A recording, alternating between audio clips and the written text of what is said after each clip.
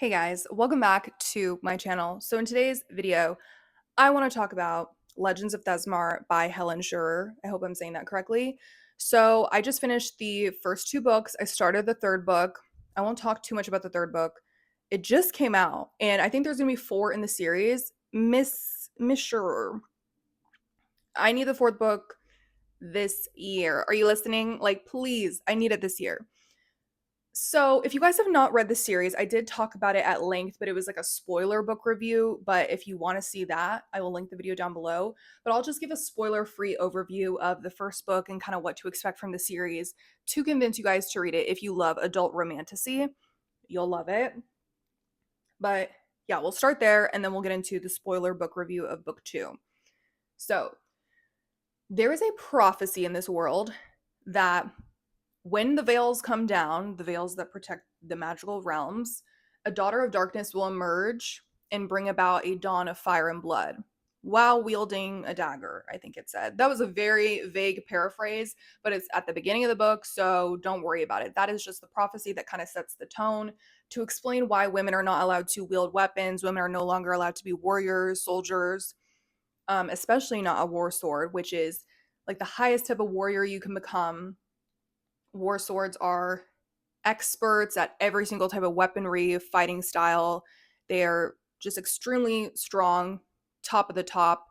And every war sword has to go through what's called the Great Rite. So, whenever the Furies, the gods, are ready for you to go through the Great Rite to become a war sword, they will pop up. Like you don't have to ask for it. It's not a set in stone, competition every year. It's like when the Furies are ready for you, you will enter the Great Rite. And so you have to go through all those magical obstacles. It's extremely difficult. Some people don't survive it. But if you make it to the end, the Furies will give you some of their power. It's like a God's given power. And then you become even stronger. So there are only three left remaining in this world. And we meet all three of those. One of them is Wilder Hawthorne. I love that name. I do. It's just going to hit every time for me. Then there's Torge the Bear Slayer, and he carries around a warhammer, blonde with blue eyes. And then there's the Bloodletter, whose name is Vernich or something like that. And so they used to take on apprentices, but they stopped doing that for a while. But now the threats to the Veil are getting increased. So where we are right now when the story starts is that there's more and more attacks. If you're noticing that this sounds a lot like Fourth Wing, it does. There are a lot of similarities to Fourth Wing, not just the Veil and the creatures that come through, but other things that I won't get into. I did not know that going into it. I didn't mind, and I still don't mind because I feel like the story is going somewhere completely different. I don't even know what Rebecca Yarros is doing, to be honest. Like I'm really annoyed after Iron Flame personally, so I'm not gonna lie. I'm kind of liking this series more. I'm not gonna lie. There aren't dragons though. Let me make that clear. There aren't dragons in this series as far as I know.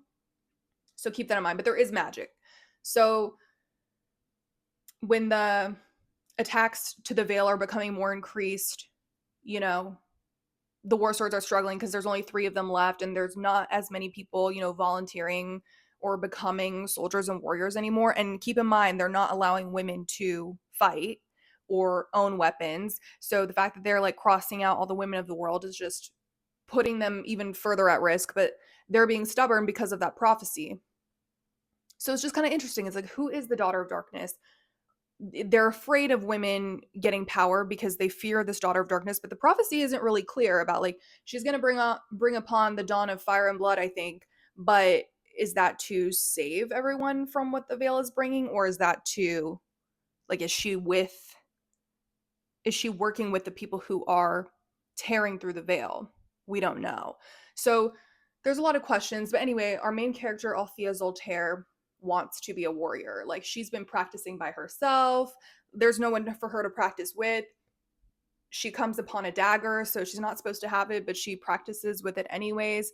And so I really like that like from childhood, because she is an orphan, like her family abandoned her and her sister. From childhood, she's just been fighting and practicing to meet her goal of being a war sword. So she doesn't want to just be a warrior. She wants to be a war sword. And she also has this fate stone that I don't even know who gave it to her. Let's just say like a psychic or something. can't remember exactly right now, but this fate stone says that she is supposed to die when she's 27. It's not necessarily going to be like the day she turns 27. It could even be like up until the day before her 28th birthday, but just like when she's 27, she's expected to die. Um, so that kind of looming over her head is very interesting because why is there any way she can fix this? Like, and it influences a lot of her personality. Like, she was already strong-willed before, like, her parents abandoned her. She's determined to become a warsword, so she's already like super badass. But like, her having that countdown over her head just makes her very impulsive in a lot of other ways and just daring, and she's willing to like take so many risks because like she knows she's not going to die before she's 27. I guess that's part of it too. Like, it's not possible for her to die before that date, allegedly. um so that's kind of how the book starts off. So she ends up one day when she's practicing with her dagger, she loses it. So she starts freaking out and goes back to the same place that she was practicing, trying to find it. And she runs into one of the war swords, Wilder Hawthorne, kind of flipping around her dagger in his hand. He's kind of like, "Were you looking for this?" type of thing. And then I won't say what happens after that because I feel like there's just so much that happens that if I even start going into it, I'm going to start spoiling. But like, keep in mind, women are not allowed to wield weapons. So what he does with this information will lead her to certain conversations and experiences. And I just really like that part of the book because she's just so smart, and the way she's able to, I don't, it's just great. Like, I don't even think it's like character armor. Well, it is because she's not supposed to die before she's 27. So we kind of already, it's kind of something that we already know, but do we know? We don't know if we can fully rely on that fate stone, but it's just something that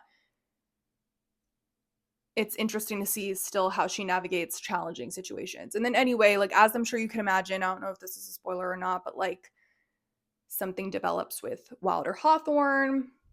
And like I said, I don't know if I've touched on this, but they used to have apprentices back in the day, but then they stopped. But now, because of the threats to the veil, they are going to take on apprentices again. So there's this competition amongst the, not even students, but I don't know what you would call them.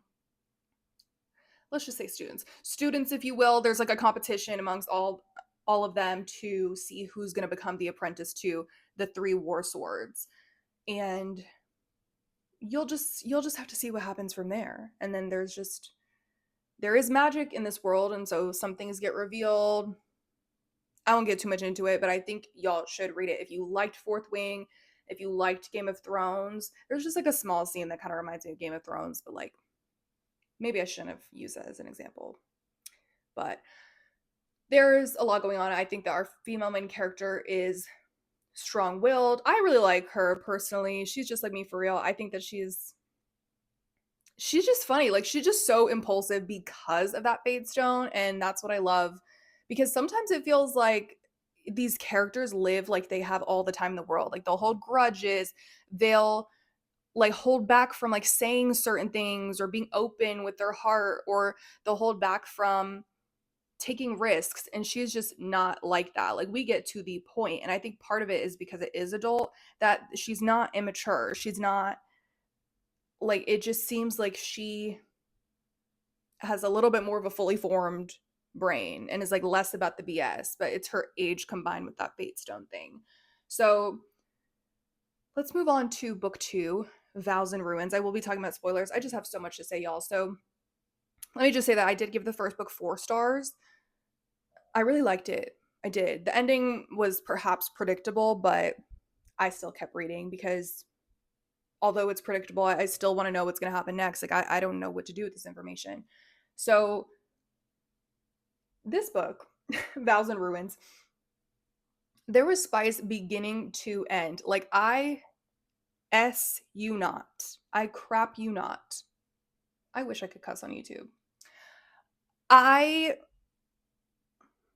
Listen, what I will say is I love the sex positivity. I love the representation for women with high libido. It couldn't be me, but I do like to see that.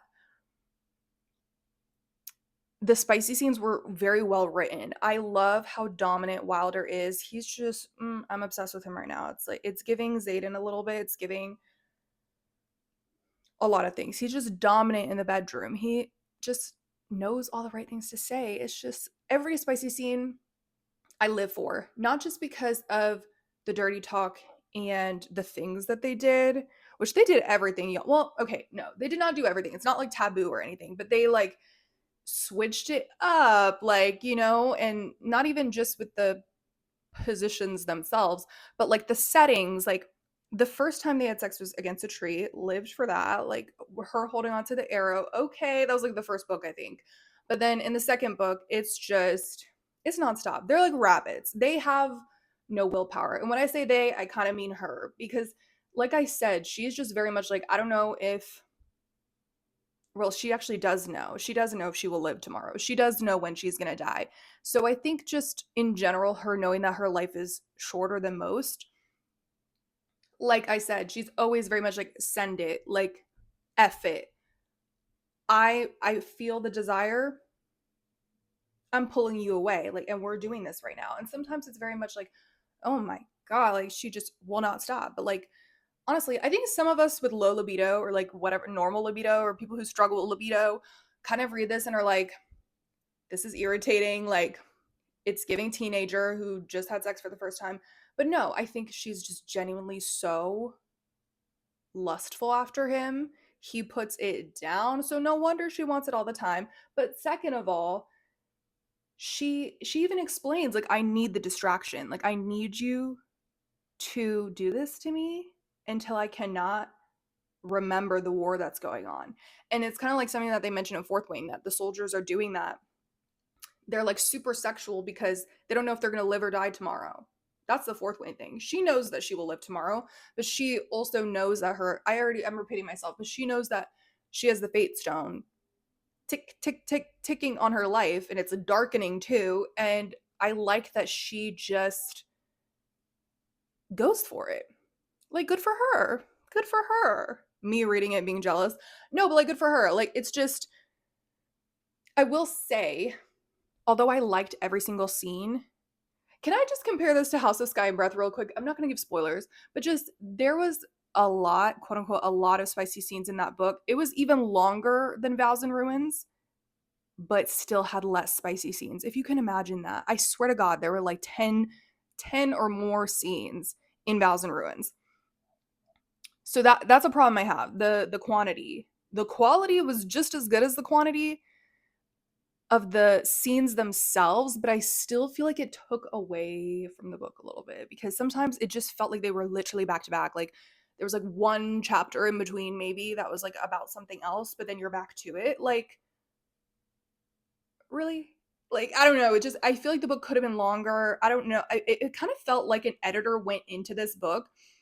This is how I feel, and like took out a bunch of substance, maybe like boring chapters. Okay, because like I get it. I get it. But I don't know how to explain it. Like, it just, there needs to be a balance, and the balance was not achieved in either book. So, back to Sky and Breath, there was like technically a lot of spicy scenes, but they were just not it. Like, I hated the setting. I just thought that the words exchanged were not sexy. That's just my opinion. I wasn't feeling it. Like, I was literally reading something explicit, but I felt nothing. I was like, I actually cannot wait for this to be over. And that's crazy. That's actually crazy because in book one, I was obsessed with this couple.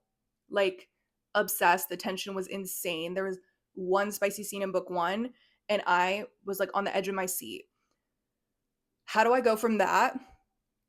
Me ranting about Crescent City again. How do I go from that to book two being so dry, for lack of a better word? Like, anyway, but back to this book, like, it just hit everything for me. I think it's because Wilder is dominant, and just some of the things they did, like, just, it's like Helen wrote the scenes for me, like, in a way. Like, and I know I was just complaining about how many scenes there were, but it's just like I ate it up at the same time. Like, I don't know. Like, just one scene specifically where he like had her looking in the mirror. Anyway, like it's just every scene was done so well. I love them as a couple. When he washed her hair, the things that they say to each other when they open up about their feelings. I just love how direct and honest they are. Like, well, until the end. And that's, I'll get to that later, but I am so heartbroken by some of the incidents that have happened. And I kind of live for it because I'm like, oh, I did not expect this. This is very upsetting, but good, because I don't want everything to just be perfect. This actually feels like a big issue. This feels like it's, I'll get to it. Anyway, but yeah, I did write down that was there a spice quota or what? Because seriously, it felt like the publisher said, okay, you have 5 spicy scenes in there. I'm gonna need you to add 5 more by EOD. And then Helen just delivered. Like, I don't know. It's like she had the power of God running through her. Just kidding. But like I said, the scenes were great. It's just it felt like there was too many. I have to say it. Like the quota was just it seemed like the quota was there. They said, give me double the amount of spicy scenes and take out all that boring stuff and put it on my desk by tomorrow morning. And that's exactly what she did. In my opinion, that's how it happened. That's exactly how it happened in my brain. Maybe Helen's like, absolutely not. But, and let me just say, I'm not an advocate for the boring, long politics paragraphs, but at the same time, sometimes they're boring in the moment, but it does help. Like it does round it out. It does add that balance. It does come back later and it's like, oh my God, like, I don't know. Okay, I'm done talking. Well, okay, no, I'm not done talking about it. Actually, I am, because I already explained the part about like why she wanted the distraction. Like she wanted to have sex with him just because, but also I think that she was looking for the distraction. She wanted to just feel and not have to like worry about this crazy stuff going on. But yeah, they have no willpower whatsoever. Okay. I liked that they were getting to know each other more. One scene that I really liked was when they were playing cards and whoever won had to like ask the other a question or whatever. And she is just like me for real. The first question out of her mouth was, how many women have you been with? I don't know about y'all, but that was so me. That was so me. I feel like a lot of women can relate. It was just funny to me. I don't know. She's just so real. Like, just some of the things she says, I'm like, she's so bold for that. Like, I don't know. I feel like nowadays I get so, maybe a lot of people feel this way. We get so caught up in like, I don't want to say anything too soon. Like, I don't want to admit my feelings, or like, I don't want to ask this question. Just do it. Be yourself. I feel like she's just being herself. But because of the fate stone, it just makes her that much more, like she wants to use her time wisely. And I respect that. Like you want to use the rest of your time left on being intimate with this man and asking the hard-hitting questions. Exactly. She's just like me for real. But yeah, I wish that scene went on longer. I wish that they asked even more questions, like not spill everything, because then, you know, then the rest of the book, like I don't know, they can't like reveal other secrets in that moment because we need to find stuff out later and in a certain pattern. What am I saying? But I wish it just went on a little bit longer, that more silly questions were asked, something along those lines. Then there was a part where I'll actually read it to you guys. I have my quotes over here. So we find out that she's the heir of Delmira, like at the end of book 1, and she is talking to him in the bathtub and says, "You spoke of duty. What of a ruler's true duty?" "And what's that?" "To provide an heir." Wilder flinched. "That's not something I want," she told him. "Not ever." Again, she waited for him to tell her that she'd change her mind, that all women did when they got older. She'd heard the same patronizing notion plenty of times in the fortress, but no such words slipped from his mouth. "Does that make me?" "It makes you you, and you are perfect," he said. She raised a skeptical brow. ... "Since when?" "Since always," he said, smiling softly. "I was just too stubborn to see it." Tears burned her eyes, but she didn't let them fall. "I like you like this." Wilder wiggled a brow. "Wet and naked," Thea laughed. "Relaxed. Yourself." You're perfect too. So I just loved this. I do think that, not that he has to ask her questions, like whatever, but I kind of wish he asked her a little bit more about it. Not that she needs a reason at all, but I wish the conversation went on a little bit longer. I have yet to see like a child-free representation in a book, let alone the fact that she is an heir and like her worries about producing an heir as well. But also, if you don't have kids, isn't there still a next of kin? I don't know who it would be, but like I don't think she has to have kids, although I know that there would be with the pressure. She, like, this kingdom fell, so she's able to kind of, even if it didn't fall though, she's able to kind of set her own rules. So, but I don't know. I thought that this was interesting, and but I do wish it was kind of mentioned before. I don't know why just all of a sudden it was revealed to me through this conversation, which is fine, but I wish that I knew this about Thea all along. Do you know what I mean? Like, it just seems like something I should have known about her. I don't know. Like, what does she think about marriage? Like, I'm just curious about all this. But yeah, I love to see this because I struggle with the idea of, do I want to be a parent? Do I not? I know lots of women are waiting till they get older to have children. I know some women are like forfeiting, like they don't want to do it at all. Maybe forfeit's not the right word. A lot of women are choosing to be child free. And yeah, I've been thinking about that a lot lately. It just doesn't come to me naturally. I don't have, like, I'm not like one of those people that is just like, oh yeah, I for sure want kids. Like, I just question it a lot. And I don't know, I'm just personally curious. Again, not that she needs a reason. Some people just don't want a child, period.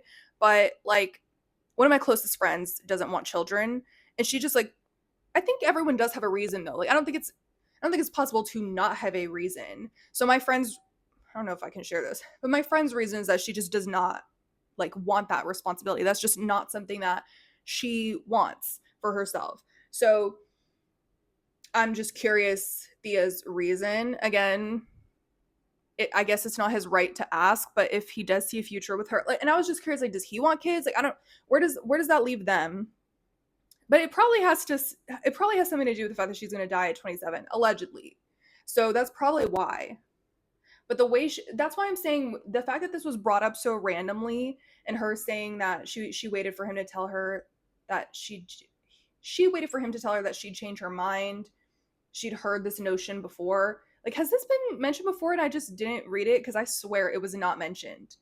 But yeah, like, the way that sounds is that it has nothing to do with the Fate Stone. The way that that sounds is that she's made this decision just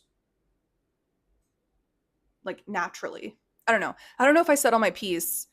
Again, I'm not saying like a woman needs a laundry list of reasons and blah, blah, blah. Like, just not wanting kids is totally fine. But I am curious if it does have to do with her Fate Stone or not. Anyway, I like to see that representation. I wish that there were more of these moments where they were talking about, like, I don't know, about deep stuff. And they have, there was just moments where he's giving her advice and he's saying, do you know what I'd give to argue with Malik again, to have one more conversation where he was himself, free of pain, the man I knew before? Life is too short, yours in particular, to hold grudges against the people you love. So like, there's like moments, right? But then it doesn't go deeper. Like this scene in the bathtub, or like him giving the advice about Malik because of her conflict with Ren. Like, I just wish it went deeper. So it does almost seem like the intimacy, there was a mix where they were emotionally vulnerable and then they had the intimate scenes, but it does feel like the intimacy prevailed. It does kind of make sense though. It's kind of like they're trying to ignore everything. They don't want to get too deep. They don't want to, spend too much time talking about the past or like their future, because what can she talk about regarding her future? Not much. So I am curious to see that. Oh, and I need the happily ever after. So I need her to like somehow extend her life, like make a deal with the devil. I don't know, something. Like, I can't have her dying at 27. I need the happily ever after. So I am curious, like, maybe once she gets rid of this Fate Stone thing and this time clock, that they are able to start like talking deeper about things and like their future and stuff like that. Um So, the end of the book, Anya being her sister, I did not expect that, I'll be honest. For some reason, I thought she was going to be Anya, but I'm just dumb because I think the visions or whatever, the nightmares of her, someone handing the flower crown to her, that should have been obvious to me that that was like her sister, her mom, something. But yeah, that's intriguing to me because, and I was kind of confused because when they did run into each other in that moment where she was holding Ren prisoner or something, I don't know, the situation was weird, but I don't understand why she didn't talk to her or like try to get through to her. It was just strange. Uh, so I'm curious what Anya knows, like what is going to be revealed. I hope to see more of that in book 3. I really hope to see, well, then Wilder got exposed for like releasing those creatures, and it kind of like we're unsure about his motivations. But you know what? Okay, I will say this. I'm kind of going to get into book 3 a little bit. I've not finished book 3, but I want to talk about it. So fair warning about spoilers. But finding out that they were half wraiths and that, or not really, they're like shadow touch. So not the same thing as a half wraith. Like they still are human. They just have a little bit of those wraith abilities, and finding out that like they're victims and that they're still people. And that he's been working with Anya to like save them and that they are still on the right side of history. But okay, that's all fine and dandy, but why didn't you bring Thea with you? Why the hell would you leave her for an entire year, confused, heartbroken, like after y'all just had how many intimate scenes in book 2? He didn't leave her a letter or nothing and then wants to give her a birthday gift. Oh, I would have done the same thing as Thea. I would have thrown that all the way across the freaking river. Like, are you joking? And he like kind of explained himself. Like I said, he wasn't freeing actual wraiths, but so what? So why did you leave her for a year? Do you know how long a year is? Like, oh my god, if my man disappeared for a week, I would be devastated, crying, throwing up.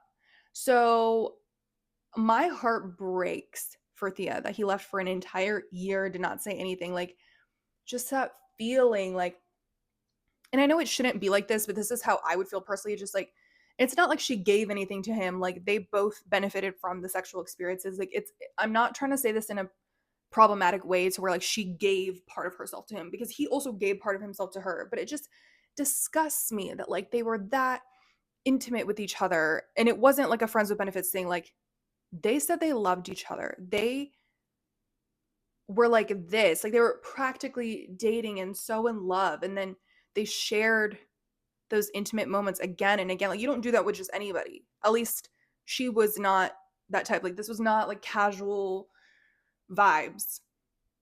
So like, she opened herself up to him in every single way, and he left her. And now he wants to say, I was just as sad about it as you. Sir, you left her. Like, you left her. It was not the other way around. How dare you? Like, I don't even care. Like, so I'm still not at the point where he's explained, like, why the fuck didn't you? Oh my god, I just cursed. Girl, did I just ruin the whole video?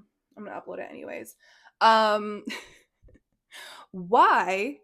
Not me getting so passionate about it, but like, seriously, 365 days, not a word from you, and you want to send this little birthday gift like it's funny, and then you want to be funny and quirky when we're actually face to face.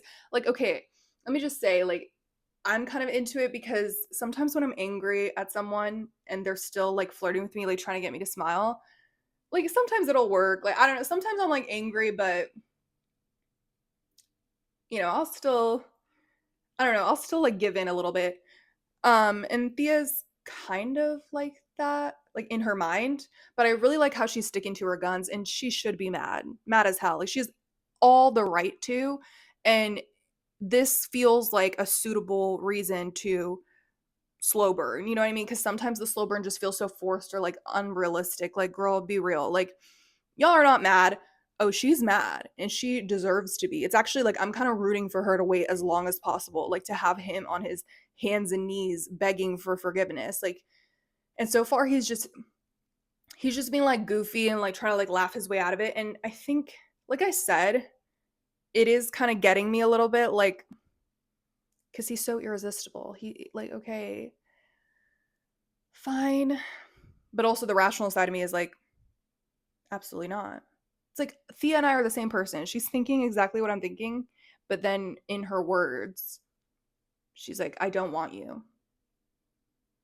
But she genuinely wants to get to that place. Anyway, I just hope that she doesn't let him off the hook too soon. Right now she's standing her ground, of course, but girl, I need you to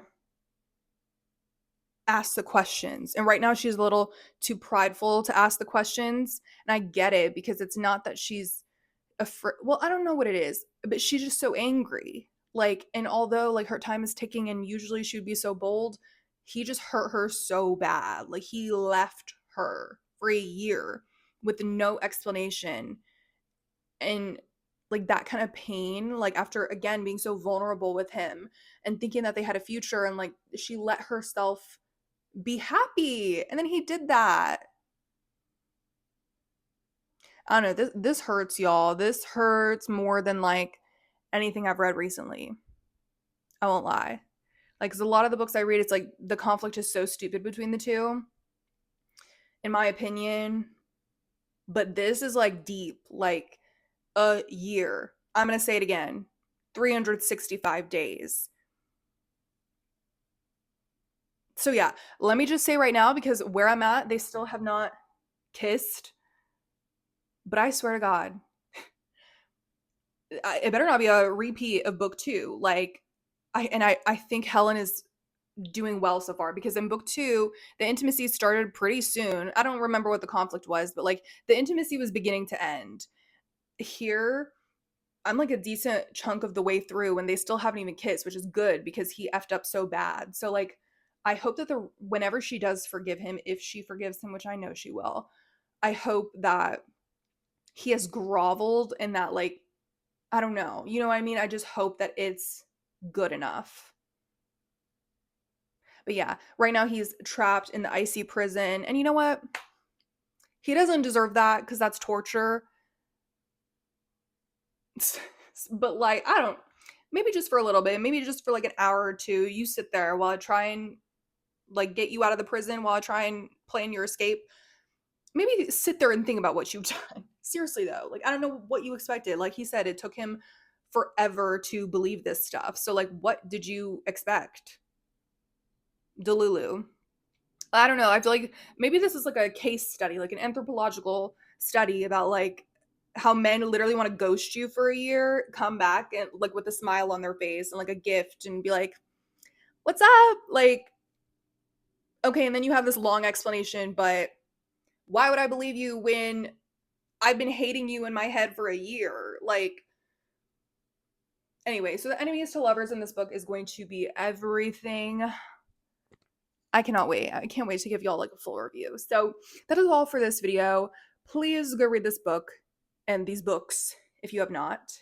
And Miss Helen, if you're watching this, I need book 4 this year, preferably in the summer. Okay? That's my request, my humble request. Thank you so much for watching this video. Check my links down below. I have my Linktree, Instagram, Bookstagram, and YouTube channel, Amazon storefront. I don't have much on there, but I will catch you guys in my next one. Bye.